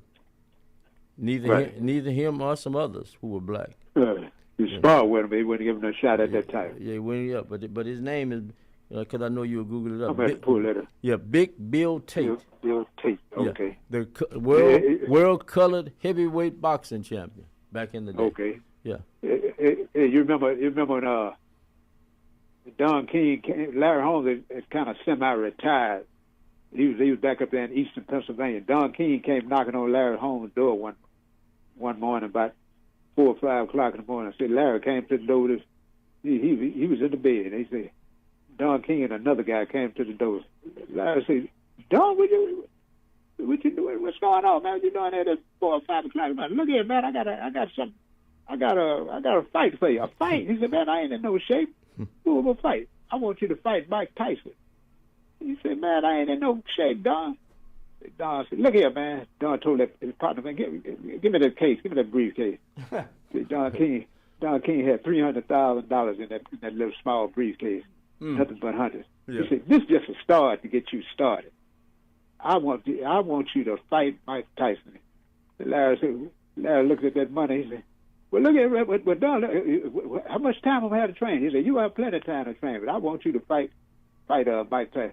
I said, Larry asked Don, what you doing walking around here, man, that type of man? Man, I ain't worried about nobody robbing me, man. What's wrong with you? Just get ready. He told to get ready. I said, man, it's shit. But you don't find promoters like that no more, man. Right. Well, now the one guy that he wouldn't give a shot at Mike Tyson, who nearly begged him at one time for a fight with Mike Tyson, he said no, was George Foreman. He tried to get a fight. Yeah. He asked Don King to let him fight Mike Tyson. And he wouldn't because of what had happened with George and Joe Frazier twice. He used that as an example. Yeah. You know. Yeah. And plus he knew Mike Tyson's lifestyle was changed also. You know what I'm talking about? He was Right. Yeah. He wouldn't have that. If he felt that if Buster Douglas stopped him. Yeah, what would George Foreman do to him? Yeah. And he really wanted that fight, George did, with Tyson, but they wouldn't allow that to happen. Where is Jody Ballard? I'm gonna call him one. He lives in Atlantic City. How's he doing? He's doing pretty good. Yeah, he's still doing good. He's training. He's sort of training and semi-retired and living the life in Atlantic City. The last time I talked to him, he was talking about Trump. He said, "Man, I told you, I told you about Trump." He said, "Well, the people up that way, they knew Donald Trump. They knew it." Right. And he said, "Yeah, he would pay the fighters." But a lot of people didn't get paid, or or got jobbed, as he called it. They got jobbed or whatever. Right. You fight on one of his cards, and so you ask. I say, well, did he change your money like Don would or Bob Arum would do? He say he was worse. He changed your money. He thought you were fighting for a certain amount. And you found out you were fighting for 10% of that amount. Well, Trump and his son was kind of trying to get into the fight game at one time. Well, they had the fights. Remember? No, they had the fights. They had the fights. Yeah, they had the Holyfield George Foreman fight, Trump Plaza, sold out. You couldn't you couldn't even get a room. You couldn't. You couldn't get a room for days, and then you go down there by the crap tables and those tables. I mean, the place was packed for days, from morning from all day, 24 hours, packed.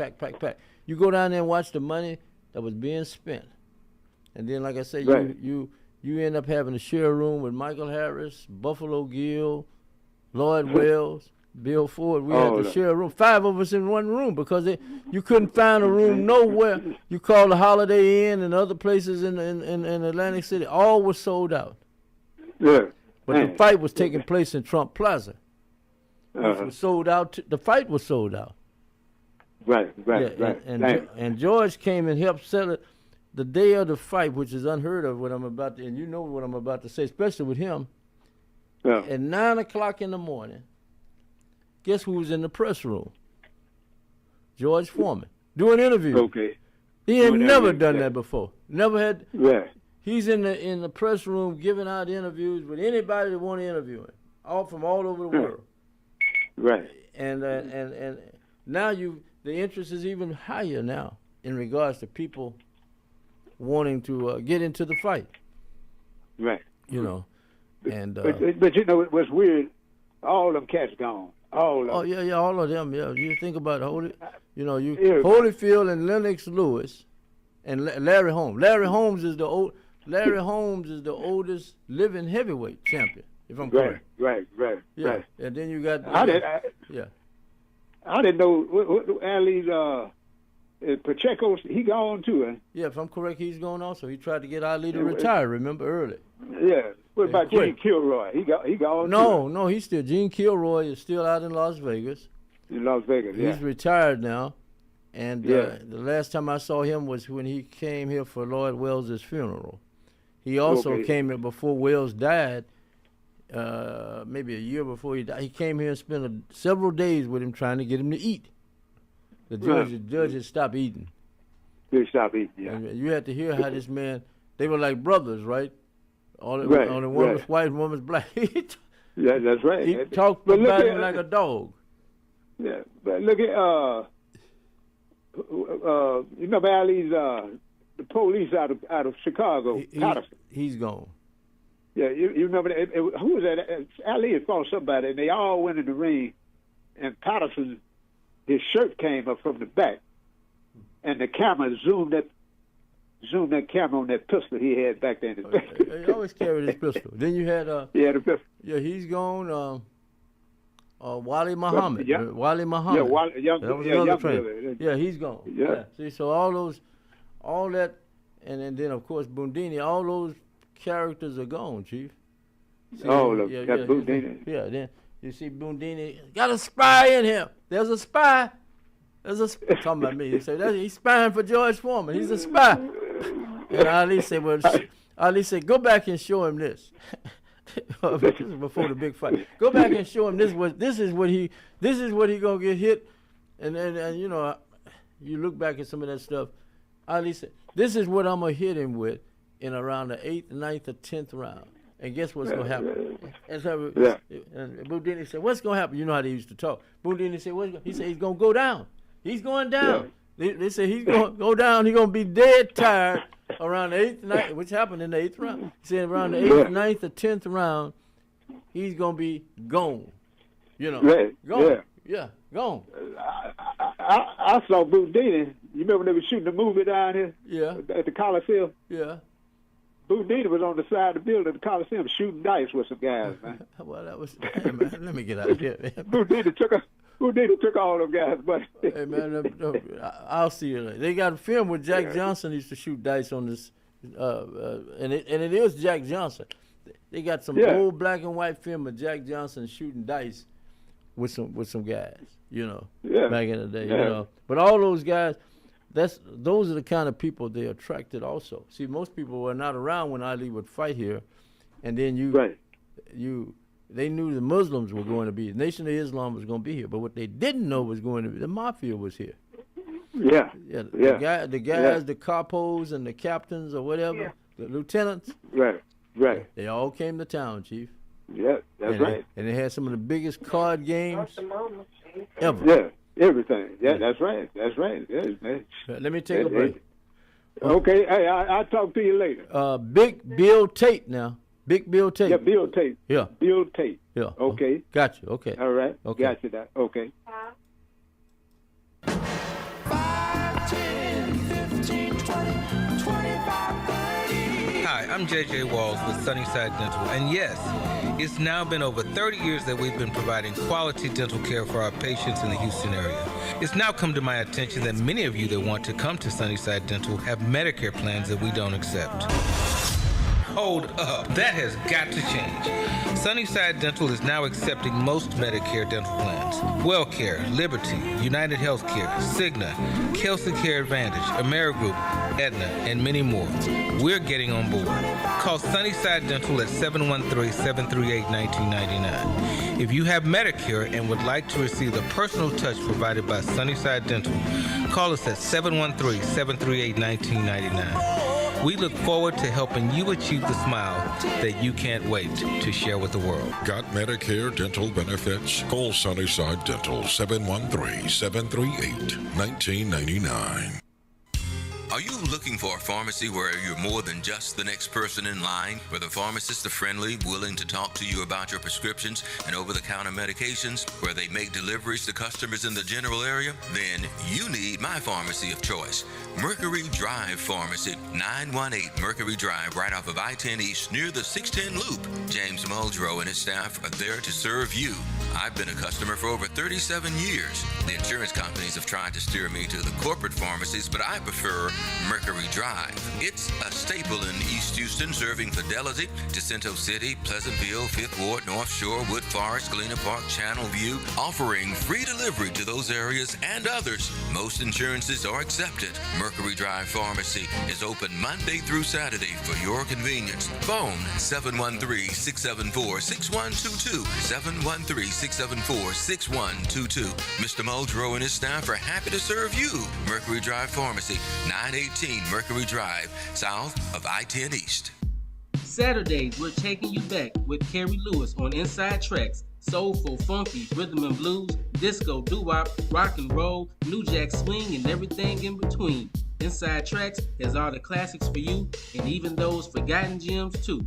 So join Carrie Lewis on Inside Tracks every Saturday afternoon, beginning at 2 p.m., only on KCOH 1230 The Source. In life's most difficult moments, comfort matters. At Lord Edward Memorial, we believe every life is a blessing worth honoring with dignity and care. With a combined 60 years of experience, our compassionate staff walks beside your family with faith, respect, and understanding. Lord Edward Memorial, serving families with grace, compassion, and heartfelt care. Visit us at 6677 Rookin Street, Houston, 77074, or give us a phone call at 346-446-6675. And let's try another telephone call. Caller, you're on. Yes, sir. How you doing there, sir? All right, champ. How are you doing? I'm doing pretty good, man. Are you at the Akeem Olajuwon Dream Shake Studios, or where you at today? We're in the Wilton Norman Chamberlain Dipper Dunk Studio, Houston, Texas. Really? Yes, the Dipper Dunk. That's spelled D-I-P-P-E-R, Dunk, D-U-N-K. And I ain't asked you to spell nothing The for Dipper me, Dunk. Well, I want to make sure you understand where you're calling, where I am. What you trying to say? I got a bad understanding? Is that what you're trying to say, sir? Well, that's maybe too kind for you to say that you got a bad understanding. That may be too kind for what you really should be referred to. So, I'm not understanding your meaning, man. So you telling me I got bad understanding? Yes. And then you want to spell out stuff like I'm uneducated. Dipper Dunk Studio. The studio, S-T-U-D-I-O, not S-T-W-D-I-O, S-T-U-D-I-O, studio. Oh. Dipper Dunk Studio. Oh, okay. Yeah.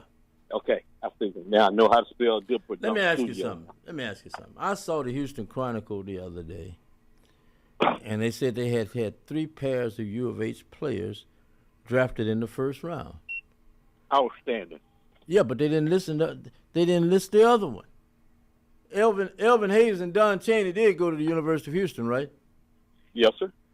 Why they played on the same team. I know, and they were drafted. One was drafted first overall, and the other one was 12th, if I'm correct. The 68 draft. Why didn't they list the 68 draft?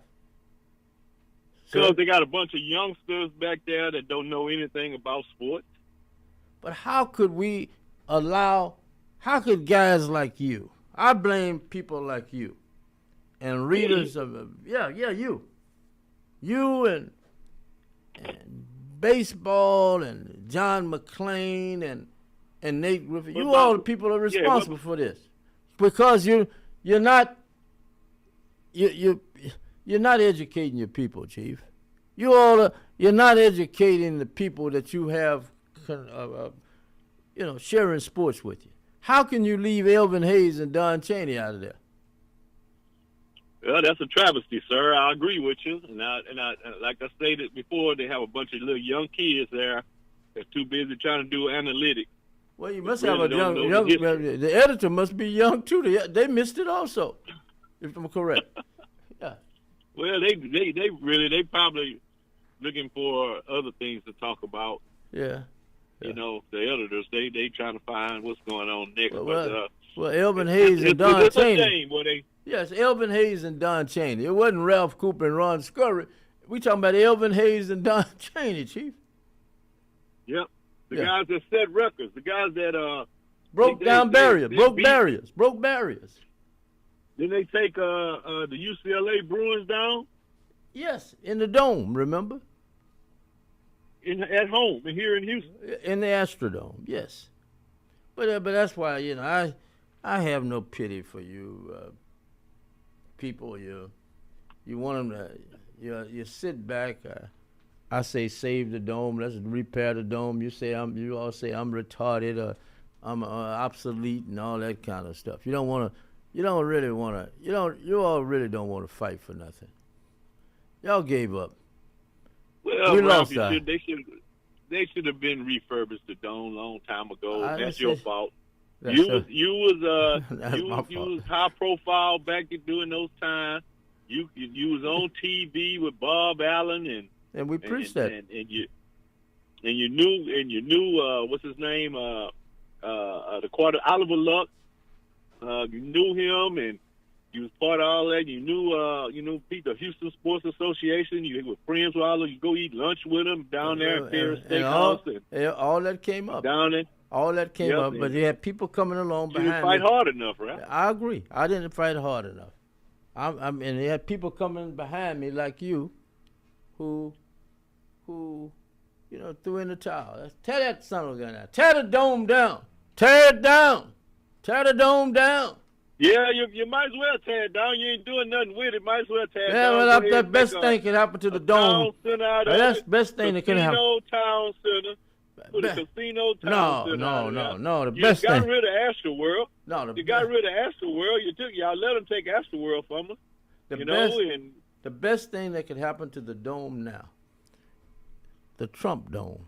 The Trump Dome. It sounds good. Just Trump all over the dome, on the top of the building, side of it, spruced up, and then gut it out. Let Trump gut it out. Let me ask you a question. Put Trump's name on the floor in the dome. Trump. Can I ask you? Yeah, Trump. Put it on the floor where everybody can walk on the name and. We don't care, long as they on it and whatever. And do it. Take a dump on the name. Look at man. Let me ask you a question. A dump on it. Go ahead. Can I ask you a question? Anything with Trump name on it, has it been making any money lately? I mean, they tried to change the Kennedy Center name and put Trump on it, and look like they can't get that going. Trump trying to get him an arc on there to put Trump on top of that. He ain't getting that going. I heard you mention talking about putting statue of Trump in the reflecting pool. Didn't you say something about that this morning? And put an image of him down in the pool. Put an image, clean it, take all the water out, gut it again, put his image down in the bottom, a big 100 by whatever, his head, his chest and whatever they want to do. Put his image in there, and clean it up, put the water back in, and you got the Trump reflection pool. The Trump, and then you bring him back down here, let him come down here and do the dome up. The Trump Dome. It sounds, think about it. Say it one time. It sounds good. Trump Dome.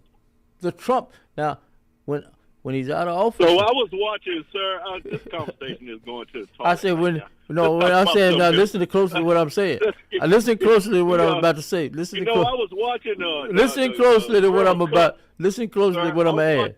Listen closely. When he's out of office, my time. When he's out of office, take his name off the building. Go ahead. So I'm watching the World Cup, man, and I'm looking at countries like Sweden, Germany, even the U.S. Those teams there, Ecuador, and I look at the nationalities of these young men playing. Sweden had a whole team full of dark-skinned people playing on there. African descent player playing for Sweden. Yes. Ecuador. Yes. Players that are obviously African descent. Yeah. Germany. Yeah. Germany. Yeah. All countries. Yeah. All these black players out there playing for these countries now. The U.S. got a multiple of black kids out there playing with them. So just like when you look at the World Cup, it's just really just not people like Argentina type of teams. Oh, Brazil. No, it's not just Argentina and Brazil. Brazil is also mixed with a bunch of Africano nationalities too. Also. Well, the word is Brazil had more people who were enslaved from Africa to come to Brazil than any other place. They more than even here, I'm told. Mm. Yeah. Yeah, but see, you look at all these countries, and you expect it, like countries like Germany and Sweden. I think even some of the kids from Norway, they had some kids from Norway were also looked like they were African. You're everywhere. Playing for them. So you people everywhere. You see that, but back in the day, you didn't see that. Well, they they were there, but they were there. 20 years ago, you didn't see those teams have African players on there. Germany for sure didn't. And even Sweden didn't either. Even the U.S. team. Look at the U.S. team. And the U.S. team didn't also. So right. Yeah. So if you look at how far our black athletes are advancing, where they're making a difference in a lot of these sports, and they want to keep a lot of these sports purely one race, such as golf, where you want to see the way you see that, and they're trying to do the same thing with tennis, and you don't see a lot of black male athletes, especially in the U.S. and in tennis. At least I haven't seen it. I guess it's happening, but I haven't seen it.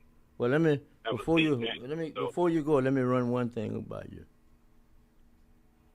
If they don't get professional sports and college sports to the degree that they're doing it, if these people don't get if professional sports doesn't get DraftKings and all that crap out of their business, they are going to be in for some of the most devastating things that ever happen in sports, negatively. This gambling thing, how are you going to keep the young athletes from gambling when you're promoting gambling all the time? That's true, and it's the same thing that you're having with this kid, what's his name, Sorby? Yes. From Texas, the quarterback Tech. from Texas Tech. With the Texas Tech. Well, he went to Cincinnati first, and then went to Texas Tech. Right. Got hurt, and then got involved because he had NIL money from Texas Tech. Right. Which Texas Tech's got a lot of money out there. Right. They can pay their players. You know, they can pay them. But the NFL did the right, and he was barred. Of course, the story is he's barred, and then they overruled it, and with the court and appeals court let it go through that he can play. But Texas Tech trying to protect himself now, and I guess he's trying to do the supplemental draft, and the NFL is not going to let it happen. So you got a point there. If they don't definitely do something about the gambling, the DraftKings, and all these other ESPN bets, and everybody they're putting all these even in golf. Even in golf now, you can bet on a hole, bet on a stroke or something. Oh yeah. And they're putting out that you got these analysts on ESPN when they do the championship game, telling you what parlays to take. Yeah, all that kind of stuff. Yeah, well, yeah.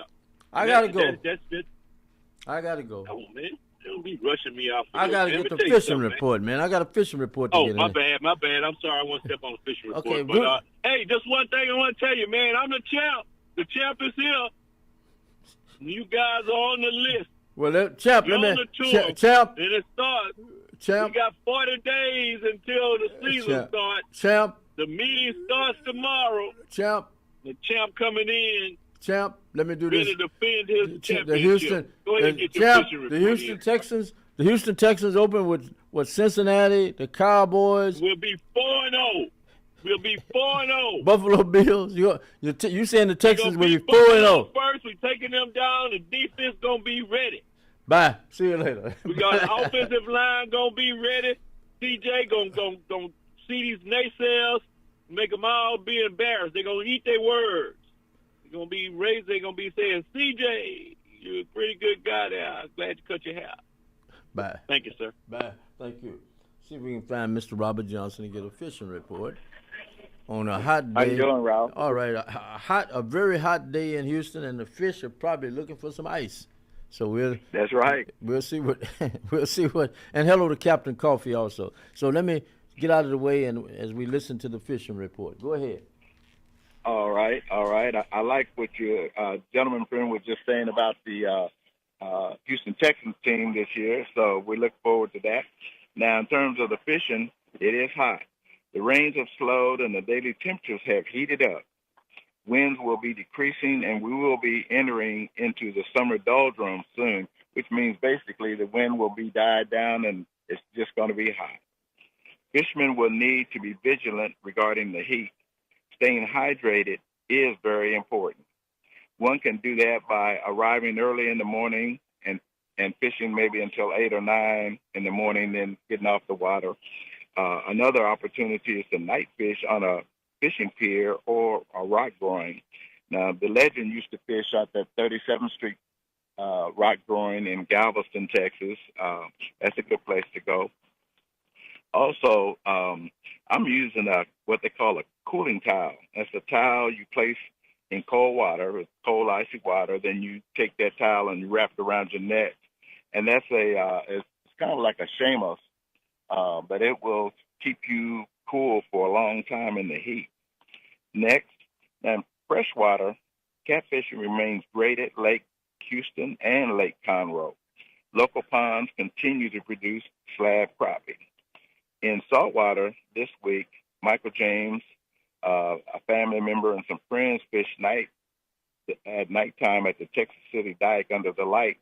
They caught limits of speckled trout. They also caught a number of undersized trout, but the trout fishing was good. Now, next, the annual Coastal Conservation Association, that's the CCA Star Tournament, is underway. CCA released 120 tag redfish along the Texas coast and have $2 million in prizes. The CCA purpose is to provide Texas coastal fish conservation. Now, they have strict rule guidelines, and if you're going to participate in a tournament, you need to know what those guidelines are. The annual membership is $70, and then to register in the Star Tournament, what's together is $70, the membership and the enrolling in the tournament. Now, listen up. Over the last 3 weeks, we've had 4 tag redfish caught, certified, and released.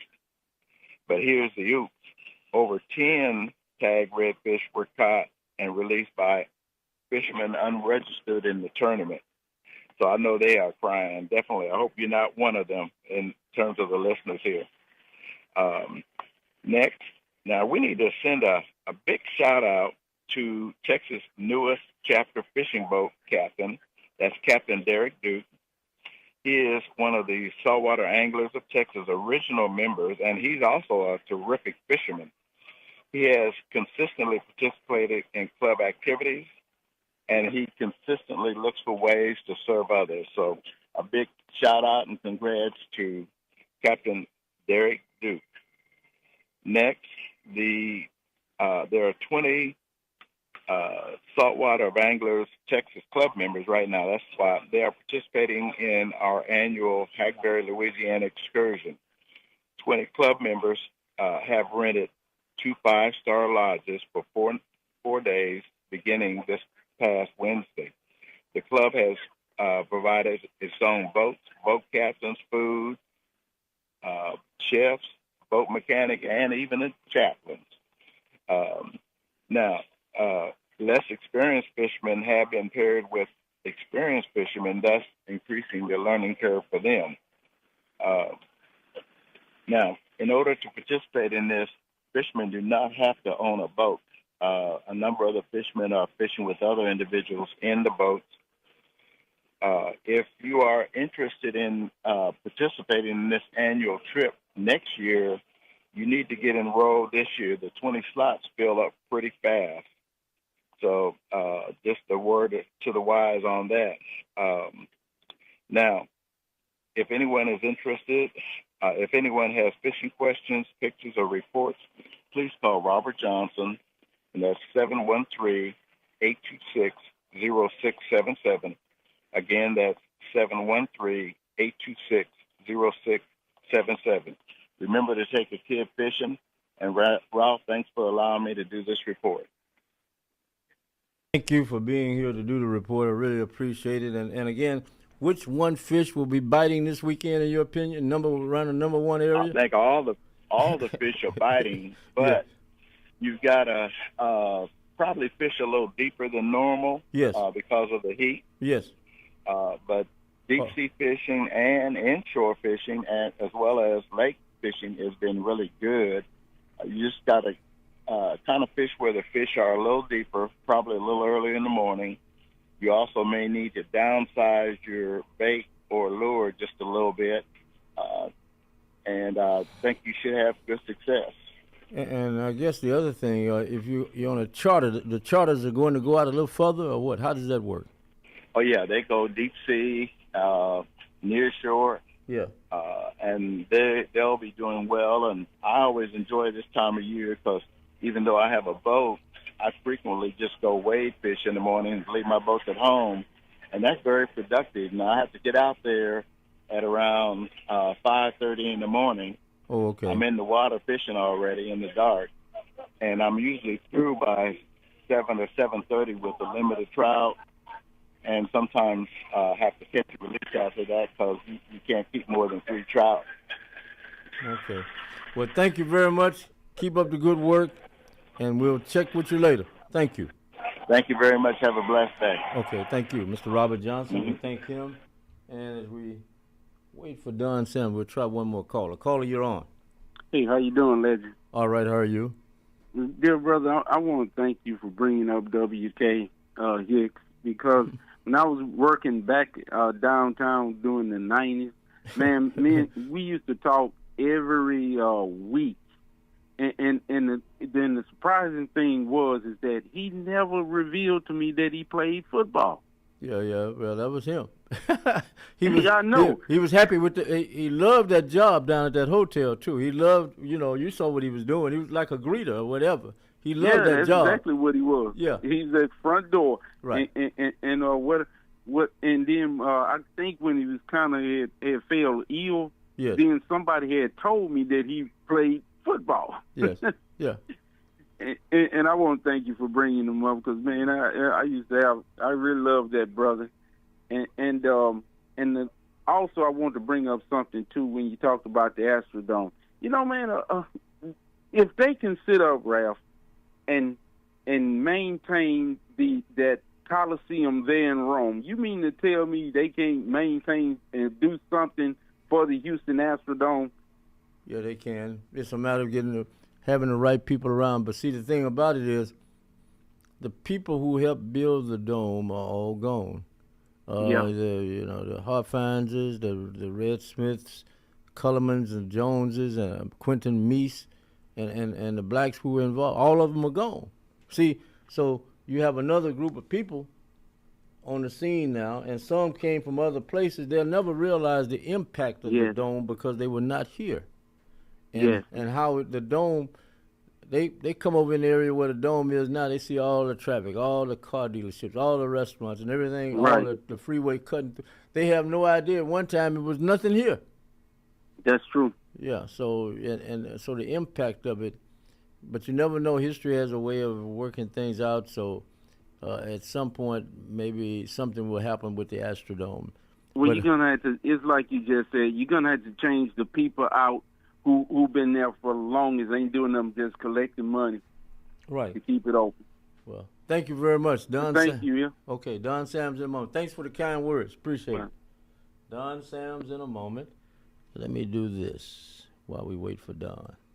5, 10, 15, 20, 25, 30. Hi, I'm JJ Walls with Sunnyside Dental, and yes, it's now been over 30 years that we've been providing quality dental care for our patients in the Houston area.